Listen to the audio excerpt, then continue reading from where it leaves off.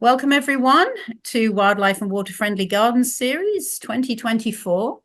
I am Michelle Scholes, and I'm an instructor here at the Environmental Learning Center, which is on the campus of Clackamas Community College. This program is now in its fourth year, and we're delighted to have so many wonderful experts share their knowledge with us and this interactive format. So very happy to have you here joining us today. Before we introduce our presenters, I would like to thank our sponsor, who are Clackamas Water Environment Services, and with their financial support, we can offer these programs free of charge. I'd also like to thank our community partners, of whom we have representatives here today. Clackamas River Basin Council, Clackamas River Water Providers, Clackamas Soil and Water Conservation District, Greater Oregon City Watershed Council, North Clackamas Watersheds Council, and Oak Lodge Water Services. And you'll see their logos represented there on our slide. So many thanks to them for supporting our program here. And with that, I will turn things over to Alexis, who will introduce our speakers for today. Thank you. Awesome.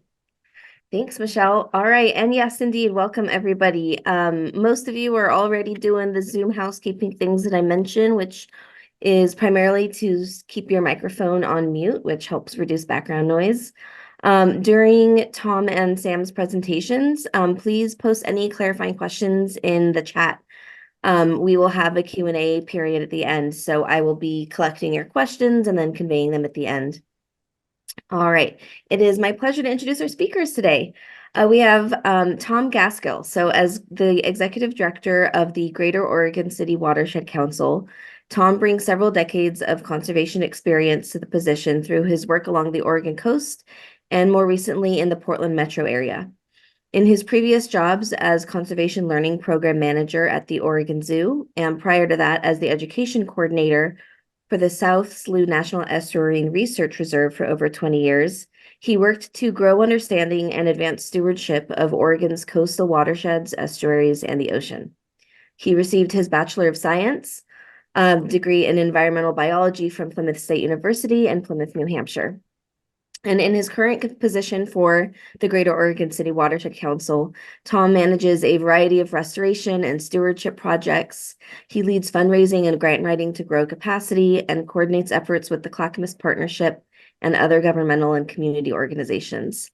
Tom is an avid bird watcher, paddler, and outdoor enthusiast with a deep commitment to caring for and restoring wild areas and healthy waters. And then we also have Sam Leininger. I can't believe I don't know this already, Sam, so I'll let you correct me when you get started. Sam has been the manager of the Weedwise program at Clackamas Soil and Water Conservation District since its inception in 2009. He's an ecologist specializing in invasive species management, and as program manager, Sam oversees the operations and continued development of the Weedwise program. He also provides technical assistance to the two local landowners and the Clackamas SWCD planning staff. Born and raised in rural Eastern Oregon, Sam learned the importance of responsible land management at a young age. Weed management was an important part of his rural upbringing. Sam attended Oregon State University and earned an honors Bachelor of Science degree in environmental science. He later received a Master of Science in Ecology from the University of California, Davis, after specializing in invasive species ecology and management. Over the course of his career, Sam has worked on a variety of ecological issues, including Willamette Valley prairie restoration, rare plant conservation, production forestry, fish and wildlife habitat enhancement, water quality, population modeling, as well as invasive species management. So while serving as Weedwise program manager, Sam has been very active in cooperative weed management areas, or CWMAs, in Oregon, and serves a leadership role for the 4-county CWMA and the Columbia Gorge CWMA. Sam lives in Canby with his wife and 2 sons. He enjoys gardening and spending quality time with his family. I am excited for all of you tuning in today to get to hear from these 2 great colleagues of mine that I'm lucky to call colleagues. And so I'm extra excited to turn it over to you, Tom, and then from there over to Sam. Wonderful. Thank you very much, Alexis. I appreciate. And I have to acknowledge just right off the bat that I live in a part of the Willamette watershed, which is a sub-watershed to the Columbia River. But I actually live in the Tryon Creek watershed, and Alexis is quite familiar with this because she works with that watershed council. And then I work in the Greater Oregon City watershed, and so I get to travel between. And I was reminded today as I took a walk just a little while ago of where all this water in a watershed comes from. It comes from the sky and from this hydrologic cycle. And if you're ever down in the dumps about the rain, just get out there and celebrate it, because we need it. We need the rain, we need the snow, we need all of this right now. So thank you also to the ELC for inviting our council to participate and to be a sponsor. I am just going to talk a little bit about kind of watershed perspective, watershed council perspective, and this term invasive or non-native species or non-indigenous, however you want to term it. It becomes kind of a different deal when you start thinking at a watershed scale, but the individual actions of people in their gardens certainly have an impact on that. And so I want to share a little bit today about where we work and what we do as a watershed council, and then I'm going to just quickly target a couple of plants that we highlight in our work. And Sam, I know, will get into greater depth in his presentation. So let me start off, explaining to you what's in front of you here. This is a project we're very proud of that took place this past summer, at least it began this past summer, on Holcomb Creek, which is a cool water tributary to Abernathy Creek, which is one of the drainages we work in that feeds in below Willamette Falls. And it's a very, very important area, spawning habitat for Pacific lamprey and coho salmon and winter steelhead. And so you can see some of the large wood that was put in the creek, and you can also see kind of a brown plain there across from where the tour group is gathered, which was once a nearly impenetrable thicket of Himalayan blackberry. And I'll talk a little bit more in a moment about Himalayan blackberry, but can I have next slide, please? So what our group, our Watershed Council, which has been around since 2004, so 20 years of work, and I haven't been around with this council since 2004. In fact, I was looking at watersheds from the salty end of things for most of my career down at estuaries, and I'm thrilled with the way that things have evolved, where now watershed councils are often working in the coastal environment as well as upstream in the freshwater environment. But we support a watershed where healthy streams support abundant native fish and other species, including human beings. And so that healthy watershed, what that means, and healthy streams, what that means, is a complicated and long conversation. But cool, clear, and clean water are three components of a healthy watershed. So I'd ask you to just think about that as you work in your various endeavors in your garden and otherwise on your properties or the properties where you live. But that is our vision. Next slide, please. So the areas where we work as a watershed council are defined really by our charter, by what it is that was established when the council was established. And we are a nonprofit, a 501c3. We're not regulatory, but we really work to facilitate relationships in these watersheds and to bring projects to fruition that help to restore and protect the habitat that exists in the watersheds, and to educate the community about how we can work together to make sure that we have healthy watersheds. So it really, for us, divides up into three areas: the Abernathy Creek watershed, which, as I said, flows in below Willamette Falls. This is kind of the last stop before the steep for upstream fish that are coming, coho and lamprey. They hang a left and come up Abernathy Creek to spawn, and also winter steelhead, because Willamette Falls is a significant falls, but they do make it over that. And lamprey in particular are interesting to watch in their ability to do that. And then Beaver Parrot Creeks, two small smaller systems that feed together and join the Willamette just above Willamette Falls. And then what we call the Willamette Falls Creeks watersheds. These are small watersheds that feed in above and below the falls. Many of these are heavily built because this is the environment where Oregon City was established back when the city was founded and built. Next slide, please. So quickly here, I want to just touch on kind of the degree to which invasive or non-native plants can really impact habitat within a watershed. And what I'm focusing on is what we call the riparian area. This is the area along the bank of the stream or creek or river. It's very, very important to the wildlife that live along and in the waters of the creek. It provides cold water year-round, or cool water as it infiltrates. It also is important as sources for native plants. And you can see that this habitat, the native plants are nearly non-existent. On the left, you can see pre-treatment condition, Himalayan blackberry dominating that riparian zone. And then to the right, you can see where we've done mechanical removal of that blackberry, which is just one step in the treatment. And someone recently asked me, when are we done with invasive species removal? And the answer is never. It is a long-standing relationship with the landscape, and what we're hoping to grow here are trees like the ones that you see in the background of that slide. So that can take 50 to 100 to 1,000 years for some of these big old giants, but they contribute large wood to the creek, and there's a real absence of that in Abernethy Creek. Next slide, please. So the last plant that I'll highlight here before turning this over to Sam is one that belongs to a group of plants called knotweeds. And the knotweeds are very pervasive. They're seed, they grow seed like no other plant I've seen.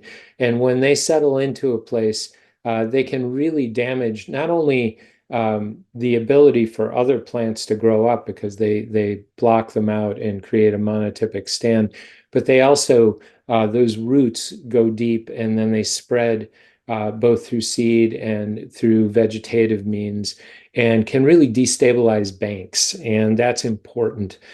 So when we see knotweed, best thing to do, try and get it out by the roots, but that can be really hard with particularly well-established. And so we do use some chemical means that are aquatic safe to treat them. And I think Sam may talk about that a little bit, but so that's my introduction. If you're interested in learning more about our Watershed Council, search us out on the web, Greater Oregon City Watershed Council, and we can perhaps share. I'll share the website in the chat.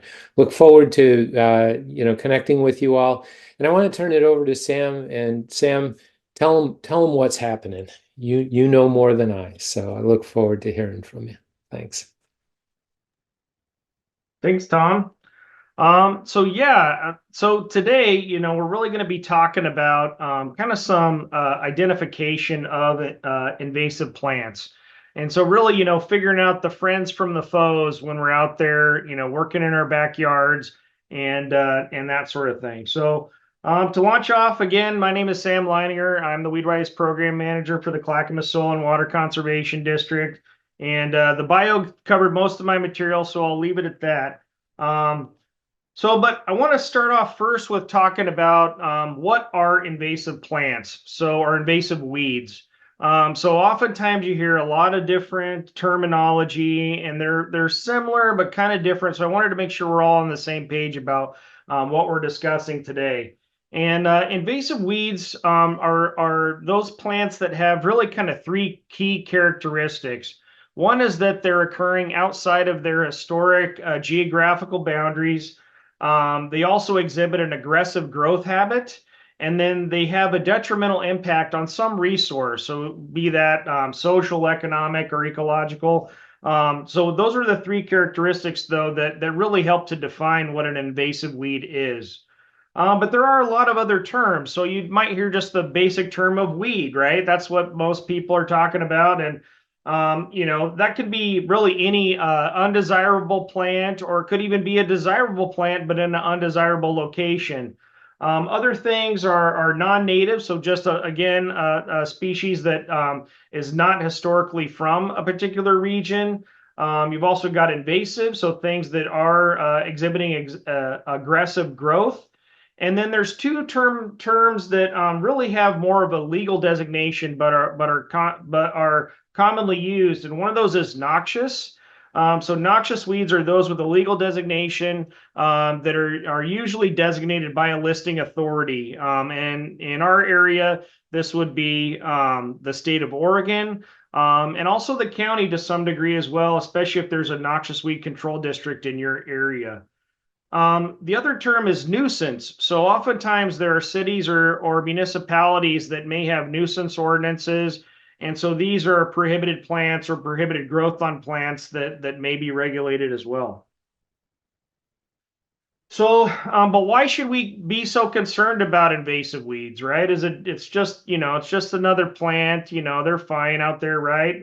Well, no, the reality is these things really do exclude and replace our native vegetation. They can alter habitat structure and function. They can disrupt food webs, which adversely affect fish and wildlife. And some of them that we're talking about today also pose a threat to human health and property. So we'll go into some of that. And then, of course, harming crops, harming our natural resources increases the cost of really everything that we do. And then, as a native Oregonian, I appreciate the natural beauty of our state. And, when we're replacing a lot of the natural and native biodiversity of our state with non-natives, we really end up with a state that's really less Oregon-like. And that's something that I really appreciate and a loss that I hate to see happen. So dollars and cents, what are we talking about when we talk about increased cost of, natural resources and food? So, in Oregon, from 25 of the state's 122 noxious weeds, it's been estimated that Oregonians lose $83.5 million per year. If those weeds are allowed to continue to expand to their projected full extent, we're looking at a loss of 1.83 billion per year just in Oregon. At the national level, invasive species are costing the U.S. $143 billion per year. And at the global level, a very recent report just estimated invasive species costing $423 billion annually. So the impacts of these things are not insignificant and really at multiple scales. All right, it's time to play friend or foe. All right, this is the play at home game. I'm not going to shame y'all by putting your answers up, but keep track of your score at home. But what I'm going to do is I'm going to show you two photos. And, in the photos, one of them will be the friend and the other one will be the foe. And so it's up to you to decide which one's the friend and which one's the foe, and keep track of your scores. We're only going to do a couple of these or three of these, but, something to kind of get your mind thinking. So here's the first one. Friend or foe? Which one's the rough one? Which one's the bully and which one's the buddy? So, left and right, we'll just give you a couple seconds. All right, there's the friend, there's the foe. The one on the left is orange agasteris. The one on the right is orange hawkweed, so a Class A noxious weed in the state of Oregon. Let's do another one, friend or foe? Looking pretty similar, I'm thinking. Kind of difficult, huh? So friend and foe, the one on the left is a sterile variety of butterfly bush, and the one on the right is not a sterile variety of butterfly bush and is a state-listed noxious weed.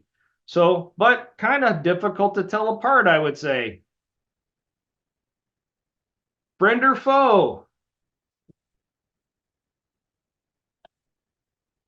So the one on the left is lesser celandine, a Class B noxious weed in the state, and the one on the right is marsh marigold, so a nice native plant, but again, very similar. So this is to really get you thinking about how did you do on this quiz, right? Pretty difficult? Yeah. That's why I have trust issues. Because this thing is difficult. And, sometimes figuring out what the friend is and what the foe is, it's kind of a multi-layered piece to some of these things. So we're going to talk about some of it here, but, it's made even worse by situations like this, or I shouldn't say worse, but maybe more complicated. There was this, we've got this nice little, weedy kind of garden plot here that was, you can kind of see there's a bunch of stuff in here. There's like some chicory and some teasel and some tansy ragwort and looks like some dock and some fireweed and a whole sundry of items here. But actually, this thing won the gold prize at the Royal Horticultural Society show in 2021. So they did this great little weed garden, which I think is kind of a really interesting take on things. And this was in the UK, so it's their species are a little bit different, but it does kind of raise into question, what is the friend and what is the foe? So, for us, the weed thriller, so this garden display was called Weed Thriller. And there's actually 3 state-listed noxious weeds that were included in this gold medal winning garden display. So tansy ragwort, English hawthorn, and gorse were 3 that were included. So how are we going to do this? How are we going to tell the friend from the foe, right? It's pretty difficult. And the reality is, it's difficult for professionals too. So myself included, but this is where we kind of can rely upon a lot of the expertise that we've got in the community. And really, we put together and spend a lot of time developing things like noxious weed lists that really help to define, what are the things most damaging to the state and to our region. And so really focusing on that. And so, at the Soil and Water Conservation District, we are the designated weed entity for Clackamas County, and we do maintain a county weed list on behalf of Clackamas County. And we utilize a lot of resources like the Oregon noxious weed list, and also we prioritize things like Class A. So these are the highest priorities at the state level. And then Class Bs are more common weeds that are maybe not as high priority, but we often will elevate those if they're in relatively low abundance within our region and prioritize those at a local level. In addition to kind of state weed lists, we are also members of 2 cooperative weed management areas, including the Fort County, which covers the Portland metropolitan region, as well as the Columbia Gorge, which covers the Gorge. Both of those are interstate cooperative weed management areas, so we also are taking into account state-listed noxious weeds in Washington state as well. So, and here's just a quick little snapshot, and Alexis shared some links to some of those noxious weed lists for you to kind of check out later on. But you can see, we take a look at our weed-wise classification, which is the Clackamas really designation, and then we've got Oregon. Let's see if we can do this. Oregon list, as well as Washington list, and our CWMA lists. So, and if you check out that Clackamas page, you can see a lot of the designations and what those mean. So let's pull some of these guys out of here and talk about some of the ones that you're maybe more likely to encounter in a backyard setting that are maybe more problematic than others. So I'm going to call them the Terrible 12. It could be the Dastardly Dozen or the Garden Gangsters. I don't know, whatever. I need to work on a better acronym, or a better name, but we're going to just cover a few of these real quickly. So I'm going to start off with garlic mustard. So this is a plant that's actually become kind of quite pervasive in the Portland metropolitan region and the Gorge too, for that matter. It's definitely a member of the mustard family. The plant itself is allelopathic and releases chemicals from its root system, which actually inhibit other plants from establishing. And so you can see in this setting here, there's been a fire that's moved through this area, and the garlic mustard is well established, and it's actually prohibiting other plants from establishing post-fire. So this one can actually be a game changer in situations like this. And when we look at the plant, it's pretty easy to tell the difference because the plant has a very strong garlic-like smell to it. So if you were to pluck some of the leaves from this rosette here, it would have a strong garlic odor. They also have these kind of hook-shaped tap roots. So when you pull them up, they'll have this kind of bend in the tap root. And then the flowers of the garlic mustard are four-petaled, forming kind of like a cross. And then, the leaves of the flowering stems tend to be kind of heart-shaped or triangular-shaped and deeply scalloped, as in the photo here. They form these siliques with these dark black seeds that will distribute pretty easily on muddy boots, paws, they'll stick to any kind of wet clothing as well. So this is one that we're actively, as people, moving around as we move through areas that are impacted by this. So, and spring's definitely the time when you should be looking for this guy. This is when they're coming up. You may see them overwintering as well. And, the places to look are really where people are moving, but forest understories, roadsides, urban areas, and gardens. So here's a quick look at the distribution. You can, again, see that the Portland Metro is heavily impacted. We've also got a little bit in southwestern Oregon, as well as a little bit in northeastern Oregon as well. So the next one I'm going to talk about is spurge laurel. So this is a plant that was actually part of the horticultural trade for a number of years. It's a forest understory invader again, so you can kind of see it really completely replacing most of the understory shrub layer in this photo. It's one that is spread by birds, so it's actually pretty difficult for us to kind of, wrap our arms around it and kind of keep it contained. It can be difficult. And this one is a cause for concern because the sap of this plant can actually cause dermatitis if you start pulling it and get the sap on your hands, especially for sensitive folks. It's not as bad as poison oak, but it's definitely something to be aware of. So things to look for. So you want to look for kind of these spiral shaped or clustered leaves at the shoot tips. And you'll see these kind of yellow green to pink flowers, bell-shaped flowers that'll have kind of a sweet fragrance. Again, not at the end, but underneath the leaves themselves. And then those will develop into green berries that slowly darken to a black and purple that are then dispersed by birds. So, and really you can find this thing year round. March to May is when you're going to see the flowers and berries. But really, wintertime is an ideal time to be looking for this thing as, it's an evergreen and many of our other plants have senesced for the season. So again, forest understories does well, parks, yards, and gardens, because this thing was intentionally planted, in gardens before it was realized how invasive it can be. So here's a quick look at distribution. You see it up and down the the I-5 corridor here, and it's really just tracking with people, right? That's where we planted it. So oblong spurge. So this is a Class A noxious weed in our area or in the state. It's one that's actually popping up quite a bit. And actually, Clackamas Community College is a spot that has a fair bit of oblong spurge, where I believe it was maybe cultivated at one time by the community college for sale, again before it was listed. So it's ones that we can find in a few spots at the community college.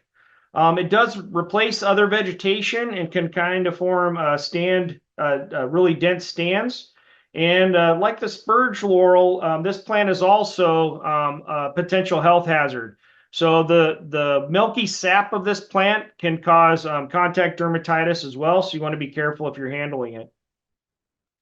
So things to look for, you got, these really showy yellow flowers and kind of a radial pattern. It'll form these kind of egg-shaped leaves. I don't know if you can see that, but kind of this egg-shaped leaf pattern here. And then, the big takeaway, because there are a number of euphorbias and they can be somewhat difficult to discern sometimes, but looking at these bumpy or kind of blistery fruits on the plant is a really good indicator for this one. Again, the milky sap can cause skin irritation, so be careful. And this guy can be seen growing March through June when it's in flower, but will persist well into the summer. And again, looking at disturbed sites, fields, parks, and gardens where it was intentionally planted. So here's our oblong spurge in Oregon. So a few spots, and we're kind of a hot spot here in Clackamas County. So invasive knotweeds, this is one that Tom mentioned. You know, the knotweeds, we're actually dealing with a hybrid swarm of knotweeds. So there's actually two parent species. So we've got the Japanese knotweed, giant knotweed, and then their hybrid, which is Bohemian knotweed. And, you know, they really can be somewhat difficult to discern in the field. But this plant is probably one of the 100 worst global invaders. So it's not just a problem here, but throughout many areas across the globe, where it just does really outperforms a lot of other stuff and is able to fill some vacant niches in all sorts of locations. In our area, it's predominantly a riverside and riparian invader where it moves pretty readily with water. So that's an area that we typically see it, but the other spots that we see it are associated with gardens and where earth movement has happened. So, you know, usually contaminated soil. So what to look for? These things can get pretty big. So, you know, that's my dad in the photo there. So we're same kind of height and proportion. So that gives you maybe an idea of how big this thing is. And you can see it changes this, you know, kind of, you know, orangey yellow color in fall. So it can be somewhat showy actually. And then it'll have this, sorry, a computer issue. Hopefully I'm still here. Yeah, you're still here. We can hear you. Sorry, my computer just went blank for a second, so I'm hoping it comes back. Okay, well, we can still hear you. Can you hear us? Yep, I can. All Okay, right, that's good. back on. That was weird. Okay, well, so you know, really what the leaves, what we're looking at is some heart-shaped leaves. You know, this is the giant knotweed here. And can you see my cursor, actually? Yes, no, maybe. I'm not seeing it. You're not seeing it? Let's try this then. So here we go. So we've got these kind of flattened leaves here for the Japanese knotweed with this kind of pointy or cuspidate tip. And then the one on the right here is giant knotweed. So that gives you an idea of the different size. And then the three at the bottom are hybrids. So if you take all of these in whole, you can see they're pretty difficult to discern between the parentage for all of these. And then they'll form these kind of small white flowers late into the summer and early fall, which the bees do take advantage of during that kind of usually dry season. And then they'll also have these large bamboo-like stems, but you can see that papery sheath at the node. That's a good indicator to distinguish it from bamboo. And also just you can reach out and crush this thing, which if it's bamboo, you're not going to be able to do that. These things don't have a lot of structural integrity. And they can be seen growing from, you know, really late spring when they emerge from the ground to early fall. In wintertime, these things will go completely underground and you won't see anything over winter. And again, streams, roadside edges, wetlands, and gardens. And here's, you know, some of the distribution. So this is a plant that's heavily infested many of our riparian areas. Hey, Sam, we're still on the first one of the earlier slides on invasive knotweeds. You sound like you're describing the screen, the slides having advanced, but we're still just seeing the photo with the leaves. Okay, well, let me jump in here and try to maybe stop sharing and reshare. That's exactly what I would have recommended. Thanks. Okay.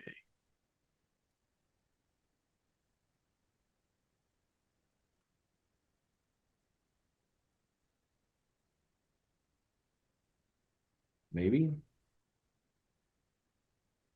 Maybe. So far, we're Alright. still seeing screen share. Are you seeing a map? No, I'm going to go ahead and stop your screen sharing and then let you relaunch it, okay? Okay.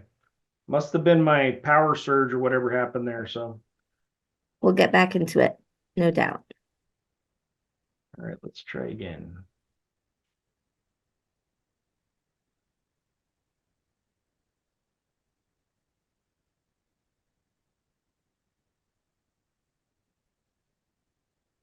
Wow, it's totally jumping around on me. What are you seeing now, Alexis? Now we're seeing the map of the giant knotweed distribution. Okay, it just jumped screens on me. This is terrible. So okay, well we'll deal with it here. Okay, so let me back up a little bit. You guys can maybe see I'm jumping ahead instead of back. Perfect. The slides are moving as you're moving now. Okay, let's roll with that. So This is here's the about where we leaf were. pattern that we saw. And there's the flowers that we can see kind of late in the season. And again, these kind of large bamboo-like stems with that papery ochrea at the nodes. And again, late spring to fall, and streams are where you're going to see it. So here's some of the distribution for, this is for Japanese knotweed in particular. And then we've got giant knotweed again, hybrid swarm, and then the hybrid Bohemian knotweed. So the next one we're going to talk about is lesser celandine. So this is one that many of you may have, in your neighborhoods or maybe even on your property. This is one that is a low-growing ground cover, but really can be quite pervasive on the landscape for kind of a relatively short period of time. But it is one that definitely impacts diversity for a lot of our kind of spring ephemeral species, and so something we want to definitely keep in check. So it is a low-growing plant. You can kind of see it here. It's got these yellow buttercup flowers, so that's a good indicator. And then it'll have these kind of heart-shaped to kidney-shaped leaves, again, very low-growing. And then it'll form these large clusters of tubers underneath it. So they can be kind of finger-shaped like this, or actually form little kind of almost ball-like tubers that really spread around really easily. And as you try to remove them, you actually kind of move those things around even more. So it's one that can be very difficult to control, especially if you're planning to dig or try to hand remove these things. It can be very, very difficult. Spots to look for this thing are really kind of late winter to spring. And then where to look, yards and gardens. So I've seen, I can't tell you how many homes I've seen that, you go by there in April and the entire yard is completely covered in this stuff. So as in the photo here. So here's our distribution, again, kind of following people. And that makes sense because this is one that was, again, intentionally planted. The next one we're going to talk about is goat's rue. So this is a plant that its introduction was actually experimental. So it was a professor at University of Utah that had this great idea to use it as a forage plant, and they grew some out and then started to feed into the animals, and they all died. So they halted the experiment, but unfortunately he didn't kill off his experiment before he walked away from it. So the thing had spread from there, and then now has since spread across many areas of the West. It's one that we don't have a lot of occurrences in Oregon, but it is one that we're kind of trying to keep in check because it does readily invade riparian areas and is toxic to livestock. It's also one that is incidentally used in the medicinal plant trade. So apparently this is a plant that has some use for lactation for new mothers that are maybe having problems. It's touted as a resource for that, but again, it is prohibited in the state and of concern. So the plant itself will grow 2 to 6 feet in height. You can see it here. It's got these pinnate compound leaves, and they call them a mucronate leaflet. So this is that really kind of pointy tips that you see here. That may be evident. And then it won't be twining like a lot of the other members of the pea family. It doesn't really do that. It's more of just like an upright shrub. Then it will have hollow stems and these kind of white to purple pea-like flowers. And we can see this thing growing really throughout much of the summer into early fall, especially when it's in full bloom. And where we see a lot of this is in, again, earth moving, roadside situations, and gardens where it's been intentionally planted. So here's our handful of spots. So we've got a few in the Portland metro area, And you'll see one down there in Medford. And that spot in Medford was actually an agricultural field where, again, this was being produced as a medicinal plant, and seeds were being sold throughout the state before it was identified as being an issue, and that field has now been controlled.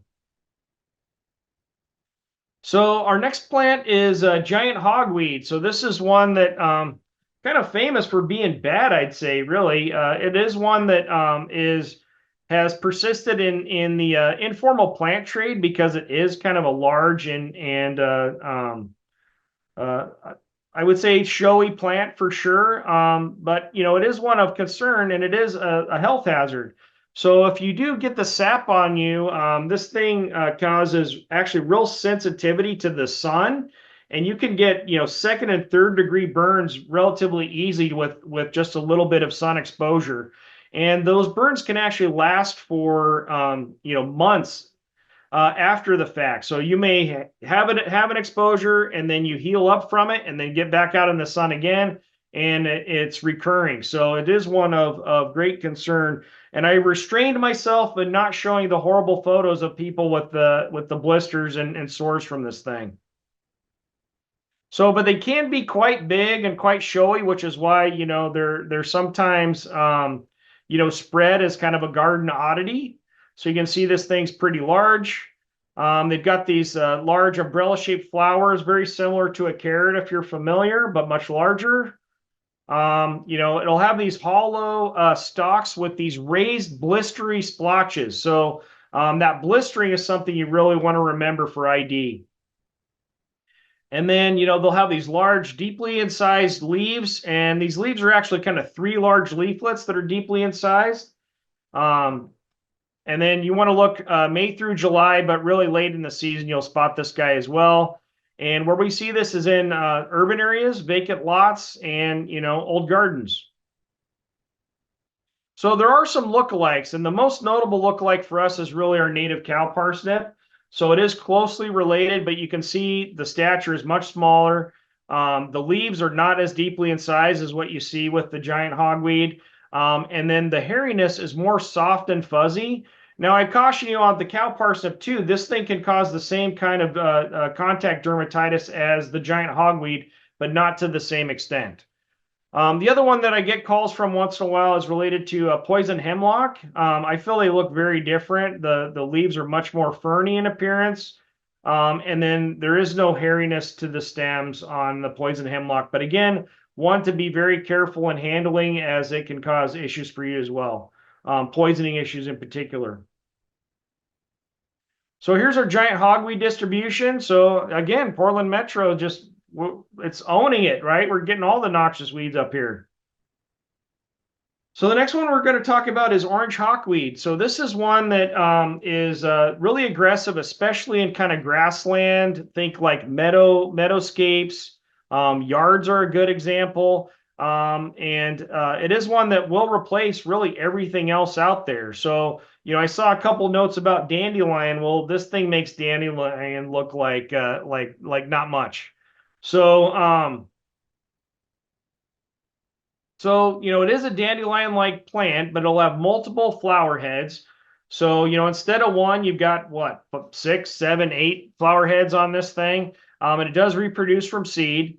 It'll have these kind of bristly hairs along its stem, and they'll be kind of black in appearance. So that's a really good thing when you start seeing black.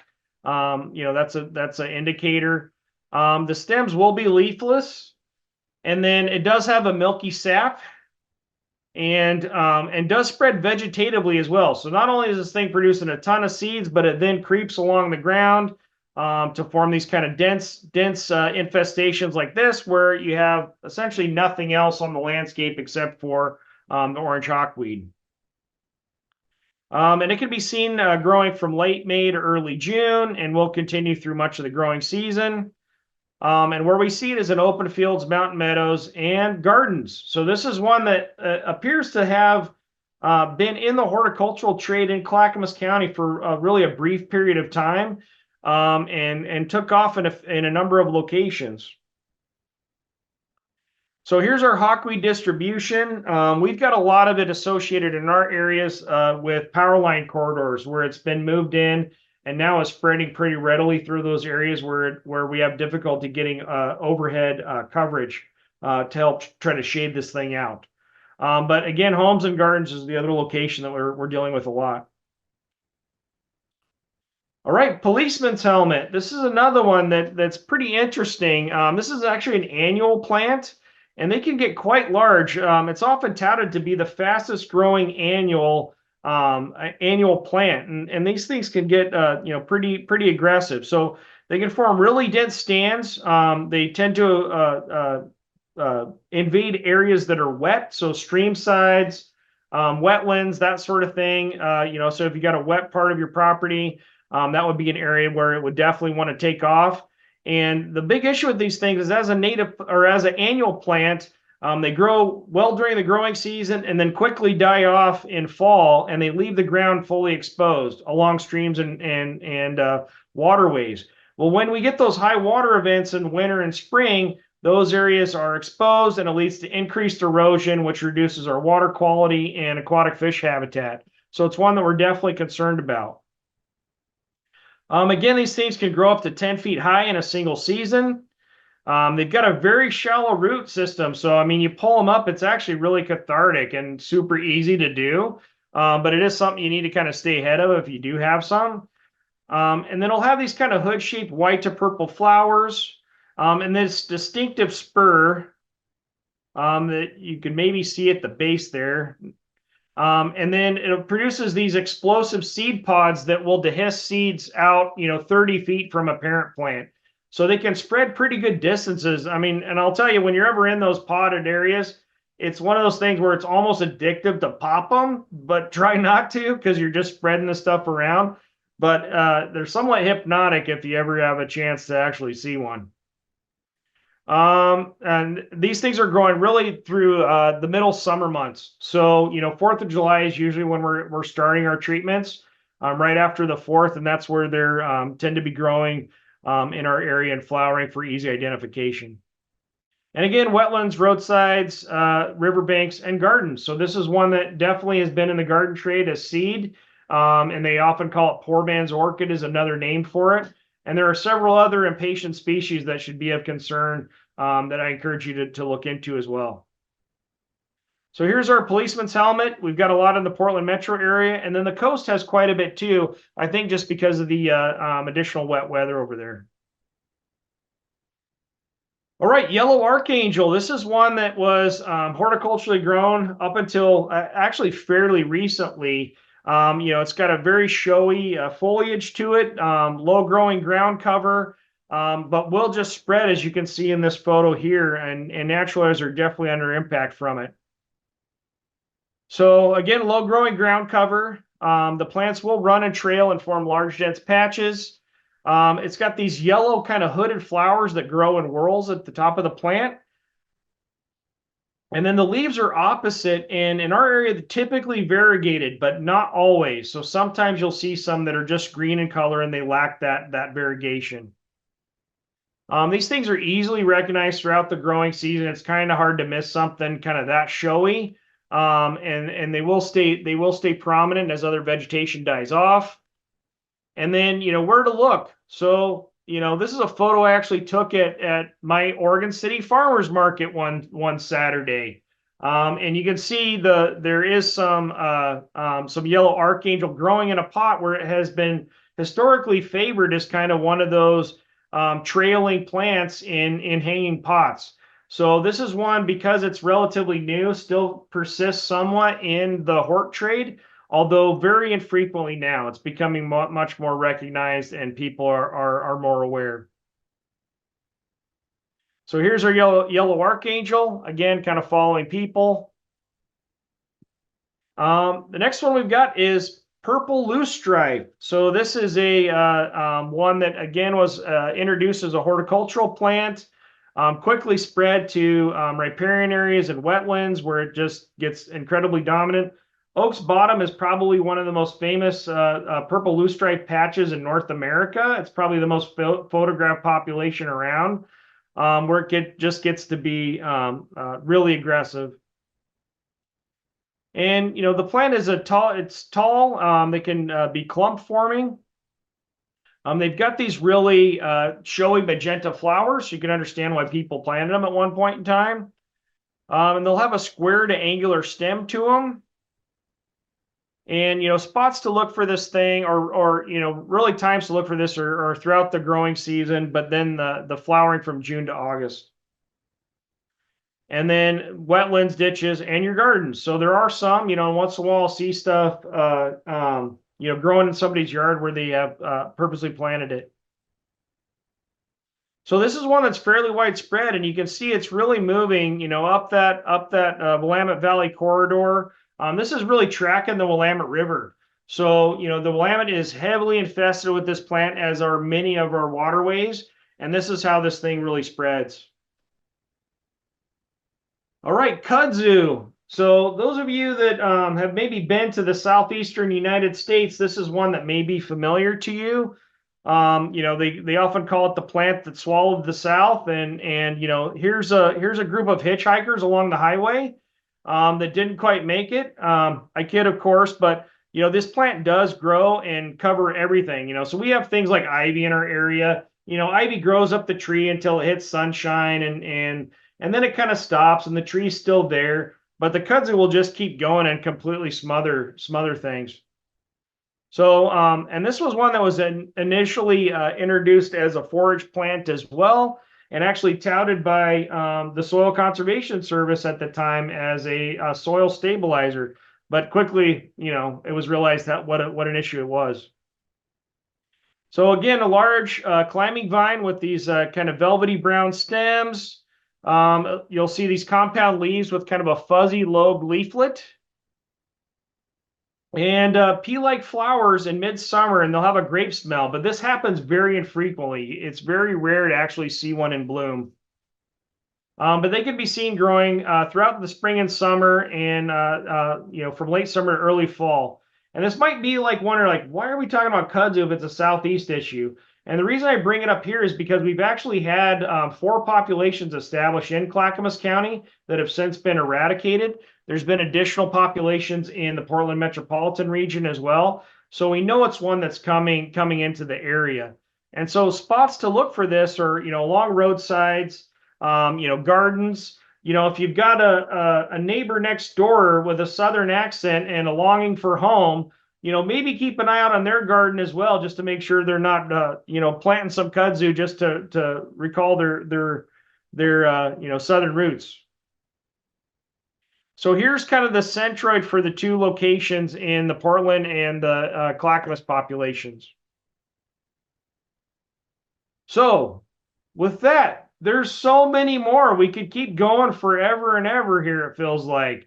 There's a lot of these garden plants that can really be an issue. And so, part of it is like, definitely take into account some of the ones we touched on today, but, this learning experience is something we definitely want to touch upon. So is your brain full? Should be, right? That's a lot to cover. So here's the shorthand that I'm going to cover quickly, is recognizing your invasiveness. And think about, maybe not even what the plant is, but how is it growing? So what are plants popping up in new sites that you haven't thought about before? Monitor those things for plants that increase in abundance and start to displace other species. And then, look for large patches of any single plant. And definitely, once a potential plant is found, get some help identifying it. And there's a few ways you can do it. One is DIY, do it yourself. And I've included a link to some handouts for field guides and plant keys that you should definitely check in the chat. You can also contact your local weed district or your soil and water conservation district. County extension offices are another great place where master gardeners often run a plant clinic to help with ID. And then, Department of Agriculture or local herbaria are the spot to really get, definitive answers about identification. So what can we do, right? There's mornings where I wake up feeling like this gal for sure. Just so much. Well, really, you want to work at home. So here's an example of orange hawkweed patch, actually just down the street from our office in Oregon City when we used to be out in Oregon City. And it's one that got popped up from somebody out walking along and spotted it in a neighbor's yard, and so we went out and took care of it for them. But familiarizing yourself with your invasive plants in your area and teaching others about it is something you can do. And really avoid sharing anything that you're not certain about. So if you've got a plant or you're interested in a plant, type in the name of that plant and the word invasive right behind it and Google it and see what you come up with. And use that, do a little bit of research. Also, you want to check wildflower and seed mixes. Look for seed labels. They're going to tell you whether or not there's noxious weed found or whether there's any weed seed found. So make sure to check labels. Also look for hitchhikers in pots. So we've had examples of orange hawkweed in a pot where a person went and bought one plant at a local nursery, and they got to the counter and they said, "Oh, it's a 2-for-1 deal," and they came home with an additional plant, which then took over their entire yard. And realize that you're a vector as well. So we can really spread this stuff around. That's my shoe. I'm spreading weeds around. So, making sure investing in a boot brush is a great way to avoid that. And then work with neighbors to address invasive species issues. So, and I know we're short on time because of the hiccup, but let me quickly go through this. You can go native, check out the Backyard Habitat Certification Program. I'm a big advocate. My home was the first one certified in Oregon City, but they focus on invasives and really focus on shifting to native species for wildlife habitat. Also go non-invasive. So these are a couple resources. Again, check in the chat from Alexis about native and non-invasive alternatives to some of these more showy garden plants. And then make sure to report it. There's different resources. Your soil and water can help you with resources. We can control priority weeds for folks in Clackamas County. Your local county extension service or cooperative weed management area can help with information. And many cities and municipalities have control or assistance programs as well. You can report through things like the Oregon Invasive Species Hotline. You can dial the 186 Invader line if you're still on a rotary phone and that's your preferred method. Or you can try out one of the apps like iNaturalist, which is something that we invest heavily in and have a program where we actually review observations for Clackamas County as well. So all of these are ways that you can report. And again, the iNaturalist app, that's one of the resources that's highlighted in the handout earlier. So, and your reports definitely help us to reduce the cost of controlling these things and allow us to more actively manage these things and really just help us to better understand how they're moving across the landscape and prioritizing our efforts. So that's it. Again, sorry for the hiccup that slowed us down a little bit. That's okay. We got through it, and I didn't want to interrupt your flow because you were at a good pace. And let's see. So I have a kind of list of several plants that folks keep mentioning and coming in and rolling through. But because we're just about at time, for those of you that do need to hop off, I wanted to pop our evaluation link in chat.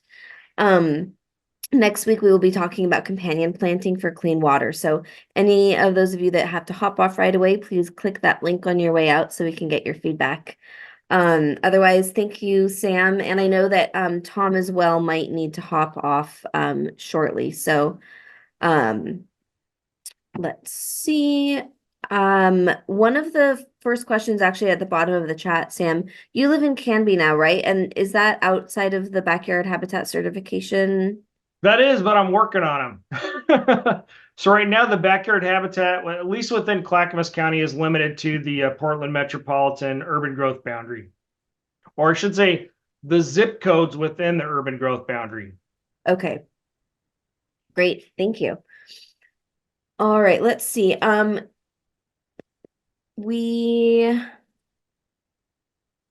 have a long list of plants that folks have asked slightly different questions about. So I'm gonna give some of the overarching or wider, broader questions first. Someone asked, why is the distribution of invasive species that you've covered, especially like on the maps, I believe, why is it worse in Oregon and the Willamette Valley than in Southwest Washington? Well, so those maps were really just for Oregon. So that was taken from Oregon IMAP Invasive. So it is a mapping system that includes several states, but does not include Washington State. So when the absence there should not be taken as not occurring. Actually, I would say our weed distribution is very similar with Southwest Washington. There's a little bit of differences, but the problems we have here are very similar to the problems we have across the Columbia. Great, thank you. How do you dispose of invasive weeds to avoid further spread?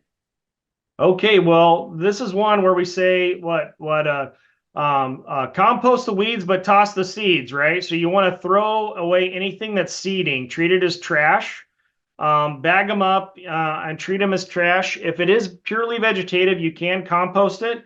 For home compost systems, there's some question about whether or not those things get hot enough to actually kill all propagules. But if it is a commercial composting, there's actually been some trials, and they actually test for seed viability coming out of the compost stream. So it does look like they're getting to be hot enough to avoid some of those issues. There are some plants of concern like the nut sedges, which look like they may be able to persist through composting. So that is something you want to be careful with. But dispose of as trash if in question. Great, thank you. I would add to that too. There's some plants that are more important to be disposed in trash specifically as opposed to compost. So it's always good if you know what plant you're working with to look up and just double check. So like lesser celandine is one of those that is most recommended for trash disposal only, as opposed to green bin, not compost or green bin. Absolutely. Yeah. All right. Someone asked a question, which means I like what they're doing in the background or the context of this question. They asked, how can you best identify early weeds when participating in group cleanups in public areas planted with native pollinator-friendly plants? So they're concerned that they'll pull the native plants since they aren't as well established in April. I would say invite a buddy to your volunteer first off, right? And find someone who's knowledgeable that you can tag along with. If you're not confident in your ID, buddy up. That's a great way to learn and a great way to get other folks involved. I would say the other resource that's actually really, really good is iNaturalist. So I put in a plug for iNaturalist. This is a great tool that you can use in the field. It's downloadable on your phone. You can actually just snap a photo of this thing, and it does have some AI characteristic that it can actually give you ideas about what that plant is and base it not just on the view of the plant, but also the proximity of it to other plants of similar look. So you can publish those to your iNaturalist, and then there's a whole community of folks that ID these things and actually verify those plants from the photos. So they do a ground truthing for the photos that you submit apart from the AI. So that's a great resource in a pinch that you can utilize as needed. But definitely take precaution. And one of the most important things about control is to really know what you're controlling before you do it. So if you're in question, take the time to get the ID and then do that before pulling, because I'd hate to see you pull something that is maybe rare or sensitive that you don't want to lose. Thank you. A couple of plants that weren't mentioned, and I'm mentioning these ones first with intention. When Tom was talking about, at the beginning, the kind of watershed connections of invasive plant management, clematis and ivy and other plants that climb trees, like maybe wild cucumbers. Do you want to there wasn't a specific question, but do you want to speak to those a little bit, Sam, and maybe Tom, if you're still available to chime in and help make that connection to things like shade cover and whatnot. Well, I'm gonna say wild cucumber's awesome, native plant, super great. I like that guy. And it's not, it can be, somewhat aggressive in growth, but you hate to cull it from its own space, right? But clematis is definitely one, and English and Irish ivy both are definitely ones that are a big concern in our area. And from a restoration component, these are things that you definitely want to kind of be aware of. I didn't include them in my list because I feel like people are probably most familiar with those plants because of their really prominent nature, and just trying to keep the list small. But really focusing on the tree saving characteristics for these plants is a huge thing.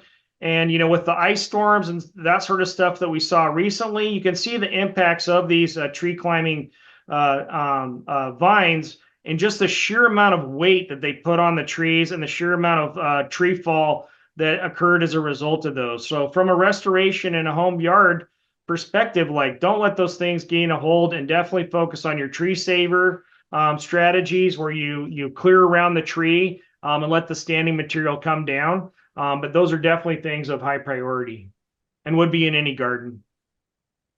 Yeah, I'll just jump in. Sam, thank you for mentioning the role of trees, because something I say sometimes when we're thinking about riparian restoration is we need 50-foot tall trees at least, and we need them by yesterday.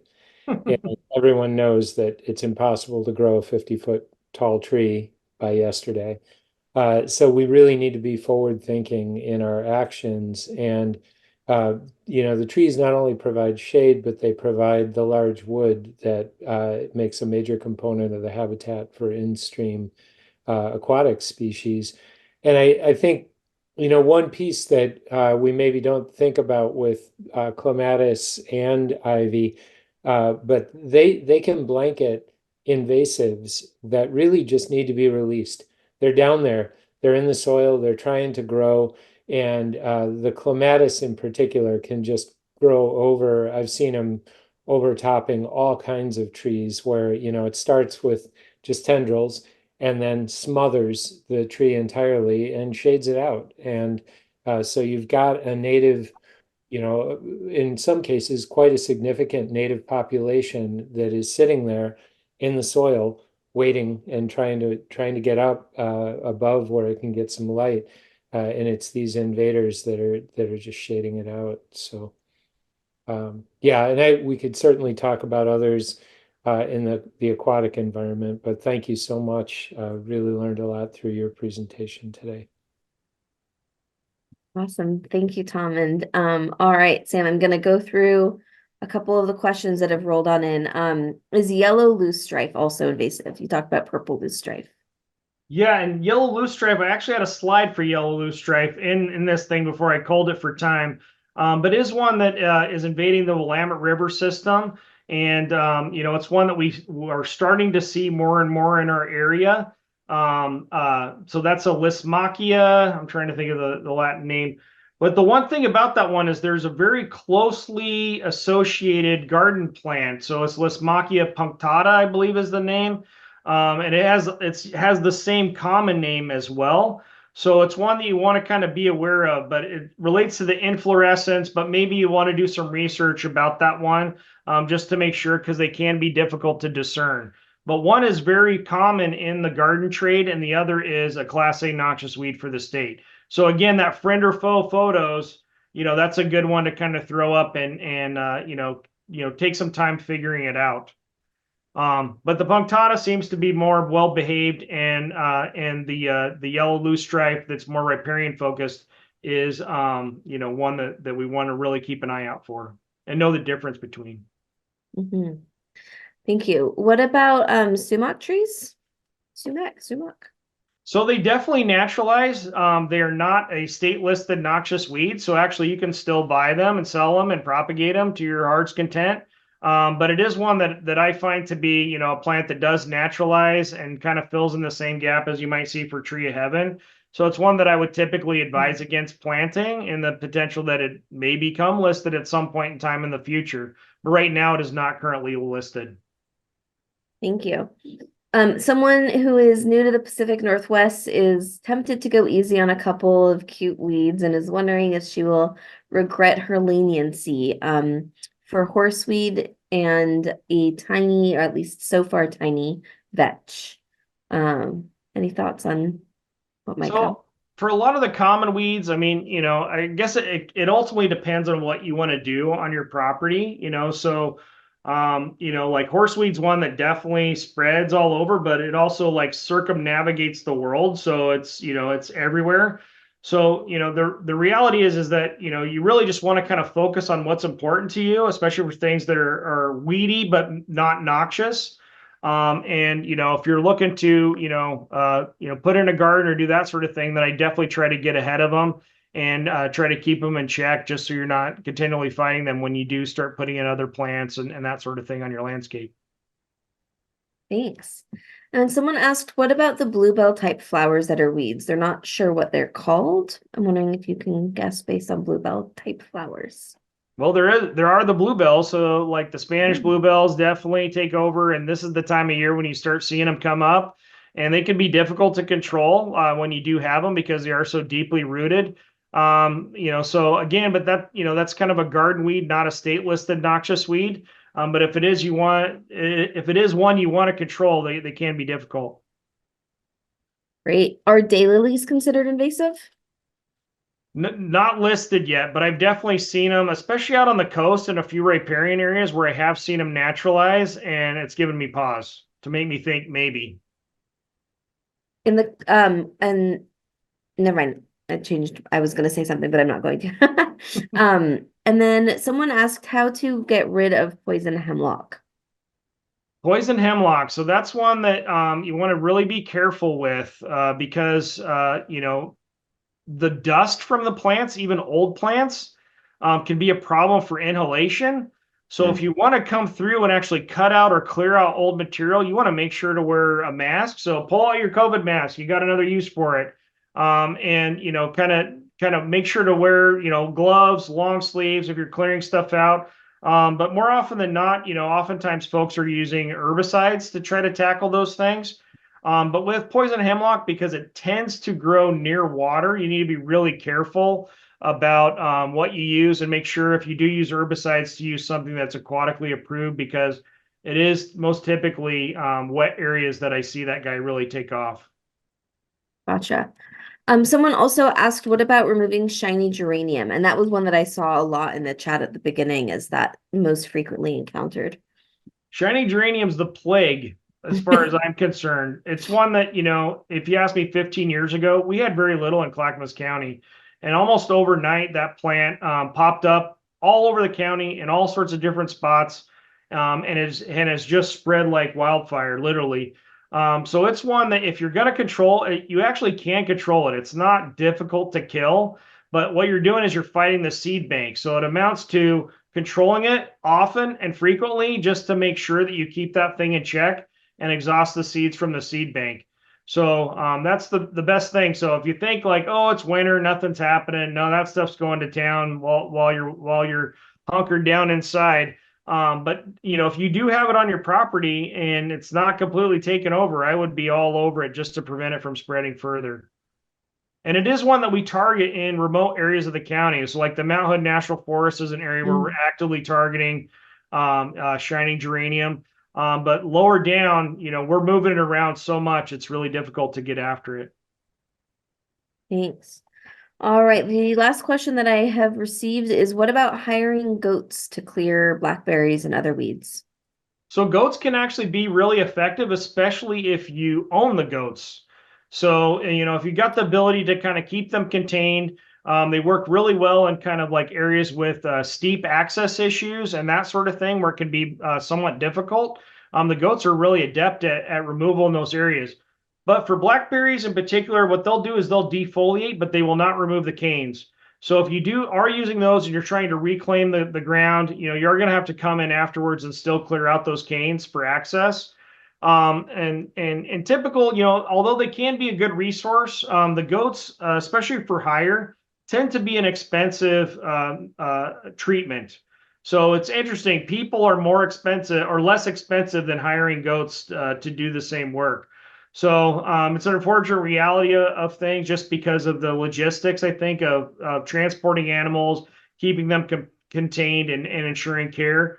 The other concern with goats and any kind of grazing livestock is potential harm to them, especially if you have toxic plants in the area that you're treating as well. So working with an experienced grazer to ensure the health of the animal is really important if you look into that control measure. And Pacific rhododendron is one of those ones that's toxic to goats. Is that right? I'm sorry, can you say that again? Is it Pacific rhododendron that's one that's toxic to goats? Yeah, rhododendron is for sure. I mean, they tend to avoid it. Goats know what they like to eat, right? Yeah. So they will eat everything they like best first. So, and when you move them into mixed areas, they'll tend to graze like, oh, I love that maple way before I love the blackberry. So they'll completely defoliate a lot of your native stuff you're actually trying to free up first. And they'll avoid things. And so as long as there's sufficient forage, they'll tend to avoid the toxic plants. But it's when the forage becomes more limited in like a heavy flash grazing scenario that you may get into some of those things like rhododendron. Yeah. All right. Thank you. Thanks so much. That's all of the questions that I've received. So I think we're good to go ahead and move towards wrapping up. I just popped the evaluation link in chat, so that should be right there for all of you guys. And then we will be sending out the resource links that I've put in throughout the presentations. There were also some from Tom that he earlier in an earlier draft had a slide of all of those. So we'll also send a whole host of links as follow-up. One of the questions that came through that I didn't actually convey aloud was asking if there's a pocket guide or cheat sheet for it with photos that folks can take on hikes. And I didn't ask that because you had linked to field guides and apps, Sam. So if you have a more specific photo-filled field guide, maybe just let us know via email before we send out that big follow-up to everybody, where we'll include the slides and the link to the recording and all that good stuff.